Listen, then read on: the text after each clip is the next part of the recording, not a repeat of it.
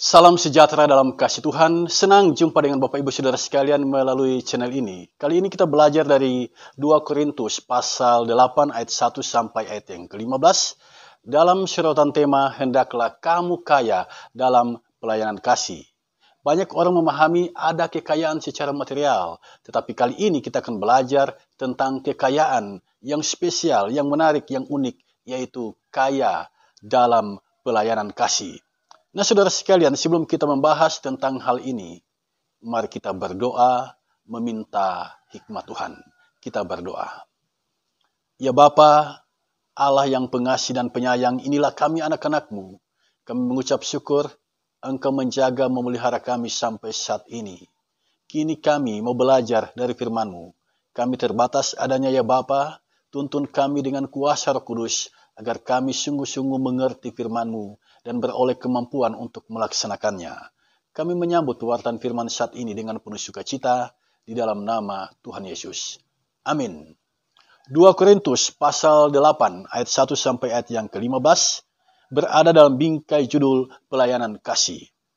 Saudara-saudara, kami hendak memberitahukan kepada kamu tentang kasih karunia yang dianugerahkan kepada jemaat-jemaat di Makedonia. Selagi dicobai dengan berat dalam pelbagai penderitaan, sukacita mereka meluap, dan meskipun mereka sangat miskin, namun mereka kaya dalam kemurahan. Aku bersaksi bahwa mereka telah memberikan menurut kemampuan mereka, bahkan melampaui kemampuan mereka. Dengan kerelaan sendiri mereka meminta dan mendesak kepada kami, supaya mereka juga beroleh kasih karunia untuk mengambil bagian dalam pelayanan kepada orang-orang kudus. Mereka memberikan lebih banyak daripada yang kami harapkan. Mereka memberikan diri mereka pertama-tama kepada Allah, kemudian oleh karena kehendak Allah juga kepada kami. Sebab itu kami mendesak kepada Titus supaya ia mengunjungi kamu dan menyelesaikan pelayanan kasih itu sebagaimana ia telah memulainya. Maka sekarang sama seperti kamu kaya dalam segala sesuatu, dalam iman, dalam perkataan, dalam pengetahuan, dalam kesungguhan untuk membantu, dan dalam kasih-Mu terhadap kami. Demikianlah juga hendaknya kamu kaya dalam pelayanan kasih ini. Aku mengatakan hal ini bukan sebagai perintah, melainkan dengan menunjukkan usaha orang-orang lain untuk membantu. Aku mau menguji keikhlasan kasih kamu. Karena kamu telah mengenal kasih karunia Tuhan kita, Yesus Kristus, bahwa Ia yang oleh karena kamu menjadi miskin, sekalipun Ia kaya, supaya kamu menjadi kaya oleh karena kemiskinannya. Inilah pendapatku tentang hal itu, yang mungkin berfaedah bagimu. Memang sudah sejak tahun yang lalu kamu mulai melaksanakannya, dan mengambil keputusan untuk menyelesaikannya juga. Maka sekarang selesaikan jugalah pelaksanaannya itu. Hendaklah pelaksanaannya sepadan dengan kerelaanmu, dan lakukanlah itu dengan apa yang ada padamu. Sebab jika kamu rela untuk memberi, maka pemberianmu akan diterima, kalau pemberianmu itu berdasarkan apa yang ada padamu, bukan berdasarkan apa yang tidak ada padamu. Sebab kamu dibebani bukanlah supaya orang-orang lain mendapat keringanan, tetapi supaya ada keseimbangan.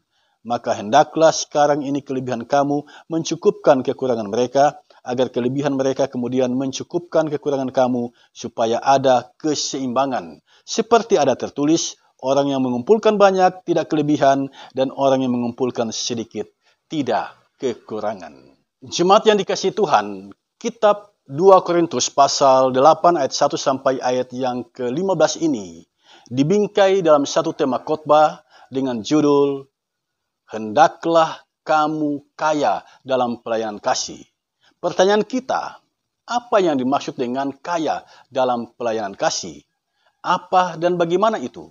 Dan mengapa Paulus bicara tentang hal ini? Mari kita telusuri dulu latar belakang kitab ini. Jemaat di kota Korintus merupakan jemaat yang didirikan oleh Paulus dalam perjalanan misinya yang kedua. Sebagai ibu kota provinsi Akhaya pada zaman Kekaisaran Romawi kala itu, Korintus menjadi kota yang berkembang dari sisi perdagangan, niaga, industri, dan prostitusi. Di kota inilah Paulus mewartakan Injil dan mendirikan jemaat. Dan setelah Paulus pergi, ia masih berhubungan dengan jemaat ini. Dari kota Efesus, Paulus menulis surat 1 Korintus. Kemudian Paulus pergi ke Makedonia, dan dari sana ia menulis surat 2 Korintus. Karena ada orang yang menyerang pribadinya, ada orang yang menyerang kerasulannya. Terhadap jemaat Korintus, Paulus menceritakan jemaat di Makedonia yang mengumpulkan sumbangan untuk membantu jemaat yang berada di kota Yerusalem. Sekarang mari kita masuk dalam kajian teks. Dalam menguraikan teks ini, kita dituntun oleh tema kita, hendaklah kamu kaya dalam pelayanan kasih. Kata pelayanan kasih digunakan oleh Paulus di sini untuk menjelaskan kemurahan hati jemaat di Makedonia. Apa dan bagaimana itu? Mari kita lihat teks ini. Dari ayat 1 sampai ayat yang kelima, kemurahan hati jemaat Makedonia di sini ditunjukkan. Jemaat Makedonia yang dimaksud adalah jemaat Filipi, jemaat Berea, dan jemaat Tesalonika. Ketiga jemaat ini berada di daerah Makedonia. Paulus pergi ke sana setelah mendapat penglihatan. Ketika dia berada di Troas, ada orang yang memanggil dirinya dari wilayah Makedonia, menyeberanglah kemari. Nah, Paulus menyeberang dan mendirikan 3 jemaat di wilayah Makedonia, yaitu Tesalonika, Berea, dan Filipi. Ketiga jemaat ini disebutkan mendapatkan kasih karunia. Kasih karunia yang dimaksud di sini adalah kuasa Roh Kudus yang menggerakkan dan memberikan kekuatan kepada jemaat untuk mengumpulkan sumbangan, membantu saudara-saudara mereka yang berada di kota Yerusalem yang saat itu sedang mengalami bahaya kelaparan. Ini menarik saudara sekalian karena disebut dalam ayat 2, jemaat yang berada di Makedonia sedang dicobai dengan penderitaan yang hebat dan mereka sangat miskin. Bayangkan saudara sekalian, kata sangat miskin ini bisa mengantar imajinasi kita seperti apa kondisi jemaat ini. Nah saudara sekalian, sekalipun jemaat ini menderita, sekalipun jemaat ini miskin, itu tidak menghalangi mereka untuk berbagi apa yang ada pada mereka dengan jemaat yang berada di kota Yerusalem. Sukacita mereka dalam hal menyatakan kemurahan hati, mengumpulkan sumbangan bagi jemaat yang berada di kota Yerusalem itu sangatlah tinggi. Ini sesuatu yang menarik. Mengapa? Jemaat yang menderita, jemaat yang miskin dalam logika materialistik, tidak mungkin jemaat yang menderita dan miskin bisa membantu saudara mereka, bisa membantu jemaat yang berada di kota Yerusalem. Tidak mungkin.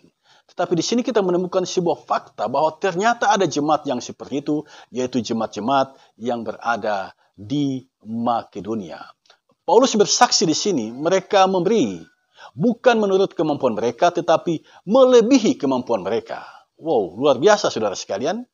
Orang Manado bilang, so talebe-lebe dorang pe sumbangan untuk jemaat di Yerusalem.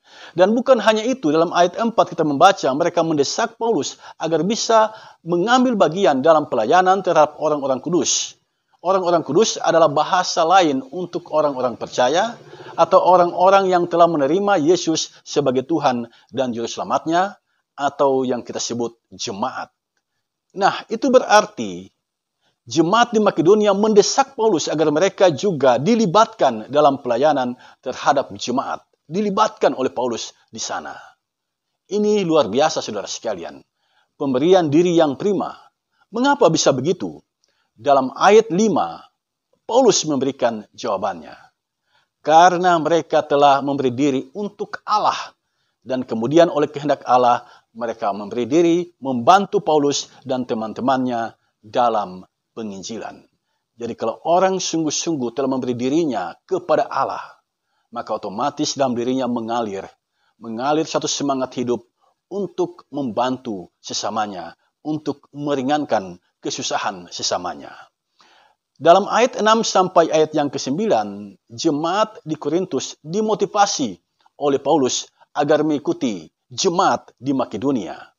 Termotivasi dengan kemurahan hati jemaat Makedonia, Paulus menyampaikan kepada jemaat bahwa dirinya mendesak Titus untuk datang ke Korintus untuk menyelesaikan pelayanan kasih di sana. Mengapa Paulus berkata demikian? Dalam ayat 7 jelas bagaimana Paulus memotivasi jemaat. Paulus menyebutkan di sini mereka adalah jemaat yang kaya dalam segala sesuatu, dalam iman, dalam perkataan, dalam pengetahuan, kesungguhan dalam membantu, dan kasih mereka terhadap pelayanan Paulus. Karena itu Paulus punya harapan agar jemaat ini hendaknya kaya dalam pelayanan kasih yang ada. Sekarang mari kita lihat ayat 8 sampai ayat yang ke-9. Di sini Paulus mengatakan bahwa ia hendak menguji keikhlasan hati jemaat Korintus. Mengapa harus diuji? Karena mereka telah mengenal kasih karunia Yesus Kristus. Dan itu dicatat dalam ayat yang ke-9. Menjadi miskin. Kristus menjadi miskin sekalipun dia kaya. Supaya jemaat menjadi kaya karena kemiskinannya. Kalimat ini menunjuk kepada Yesus Kristus yang punya segalanya, tetapi mengosongkan dirinya dan menjadi sama dengan manusia dan pada akhirnya dibunuh, mati demi menebus dosa manusia. Sekarang mari kita lihat ayat 10 sampai ayat yang ke-15. Di sini kita akan mendapatkan informasi pendapat Paulus tentang pelayanan kasih. Paulus mengakui bahwa tindakan pelayanan kasih sudah mulai berproses di jemaat Korintus sejak setahun silam. Jadi itu sebenarnya sudah ada, sedang berproses di jemaat Korintus. Paulus mendesak jemaat untuk menyelesaikannya. Menyelesaikannya menurut kerelaan mereka, bukan karena terpaksa. Pelayanan kasih itu dilakukan berdasarkan apa yang ada pada mereka. Mereka diajak oleh Paulus berbagi dengan apa yang mereka punya. Pemberian yang rela berdasarkan apa yang ada, itulah pemberian yang berkenan kepada Tuhan. Berbagi itu sebenarnya bukan supaya orang lain mendapatkan keringanan, tetapi supaya ada keseimbangan. Itu dikatakan oleh Paulus. Kelebihan kita menutupi kekurangan orang lain, dan kelebihan orang lain menutupi kekurangan kita. Paulus mengakhiri perikop ini dengan mengutip Keluaran 16 ayat 18, orang yang mengumpulkan banyak tidak berkelebihan, dan orang yang mengumpulkan sedikit tidak kekurangan. Jadi pelayanan kasih itu spiritnya adalah supaya ada keseimbangan. Sampai di sini saudara sekalian jelas, pelayanan kasih jemaat Makedonia adalah memberikan sumbangan kepada jemaat di kota Yerusalem yang sedang mengalami bahaya kelaparan. Mereka memberi dengan sukacita, rela hati, dan berdasarkan apa yang ada pada mereka, bahkan lebih dari itu. Itulah pelayanan kasih jemaat yang dijadikan Paulus sebagai model pelayanan kasih untuk memotivasi jemaat Korintus yang kaya dalam segala hal. Nah, dengan mendengarkan ulasan kebenaran firman ini, apa pelajaran yang dapat kita petik dari dalamnya? Saya mencatat beberapa hal. Yang pertama, motivasi berbagi atau melaksanakan pelayanan kasih harus bertumpu pada pemahaman bahwa semua itu dapat kita lakukan karena kasih karunia Tuhan Yesus. Karena Tuhan Yesus telah mengasihi kita dengan mengorbankan nyawanya demi menebus dosa-dosa kita. Maka kita sebagai gereja dipanggil oleh Tuhan untuk berkasih karunia. Tuhan Yesus telah berkasih karunia kepada kita, memberikan nyawanya demi keselamatan kita. Dan itu sangat mahal nilainya, tidak bisa dibeli oleh apapun. Nah, karena Tuhan Yesus telah lebih dahulu berkasih karunia, maka kita diminta oleh Tuhan untuk berkasih karunia, melaksanakan pelayanan kasih terhadap sesama kita. Jadi motivasinya jelas. Karena Tuhan Yesus telah berkasih karunia, memberi keselamatan bagi kita, maka kita juga bersikap sama, berkasih karunia bagi sesama. Titik berangkat pelayanan kasih jangan bergeser pada diri sendiri. Titik berangkat pelayanan kasih jangan bertumpu pada manusia. Sebab muaranya nanti adalah kesombongan rohani, pemuliaan diri, dan ujung-ujungnya berhitung dengan apa yang telah dia berikan. jika ada warga jemaat yang memberikan sesuatu untuk pelayanan gereja, yang berkorban untuk pelayanan gereja, tetapi kemudian ketika ada masalah, dia ungkit semuanya itu, dia hitung semuanya itu, dia sampaikan itu, betapa banyak pengorbanannya untuk gereja. Itu bukanlah pelayanan kasih. Bukan. Sebab pelayanan kasih, dia bertumpu pada sebuah kesadaran bahwa Yesus telah berkasih karunia. Yesus telah mengasihi dirinya, mengorbankan nyawanya demi keselamatannya. Karena itu, dia juga mau bertindak sama dengan Yesus. Memberikan untuk menopang persekutuan dengan sukarela, dengan ikhlas, tanpa ada paksaan. Jadi, jika kita telah memberikan sesuatu untuk gereja, janganlah kita ungkit itu di belakang hari. Sebab sikap itu tidak mencerminkan bahwa kita telah melakukan pelayanan kasih. Yang kedua, pelayanan kasih itu tujuannya bukan supaya orang lain mendapatkan keringanan, tetapi supaya orang lain mendapatkan keseimbangan. Kelebihan kita menutupi kekurangan orang lain. Demikian sebaliknya, kelebihan orang lain menutupi kekurangan kita. Kita bukan donatur bagi orang lain, tetapi kita mitra kasih bagi orang lain. Inilah sesungguhnya tujuan esensi dari pelayanan kasih. Yang ketiga, pelayanan kasih ini menjadi prinsip dalam hal memberikan persembahan. Jadi ketika kita memberikan persembahan, motivasinya jelas. Karena Yesus telah berbuat baik kepadaku, maka aku juga harus berbuat baik kepada Tuhan.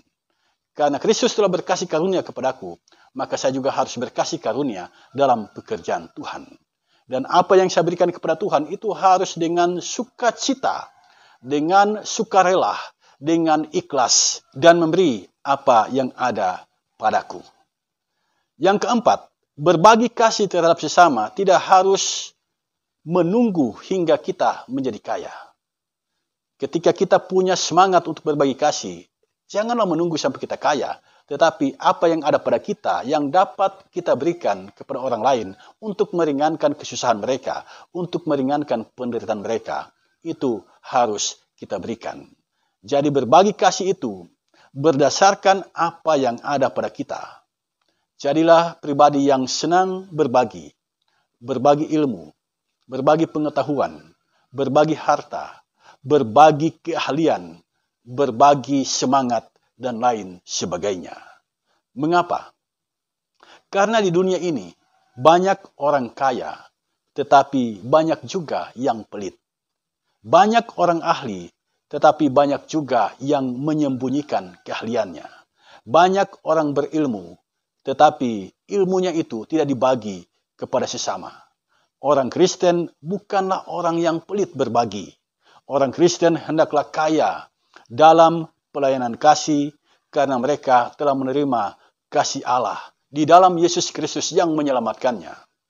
Coba kita simak ucapan bijak penulis Zig Ziglar dalam bukunya Something Else to Smile About.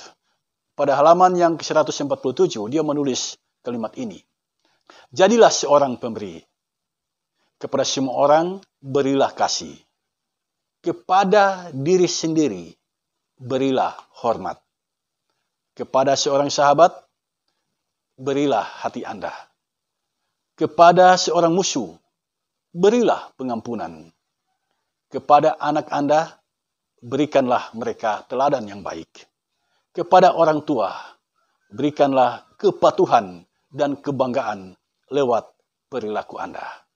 Dari kalimat mutiara ini, mari kita mengajukan pertanyaan evaluatif bagi kita untuk mencari tahu, untuk memahami sejauh mana pelayanan kasih telah kita lakukan selama kita hidup di dunia ini. Pertanyaan evaluatifnya begini, sudahkah kita menjadi pemberi? Sudahkah kita mengasihi semua orang? Sudahkah kita menghormati diri sendiri?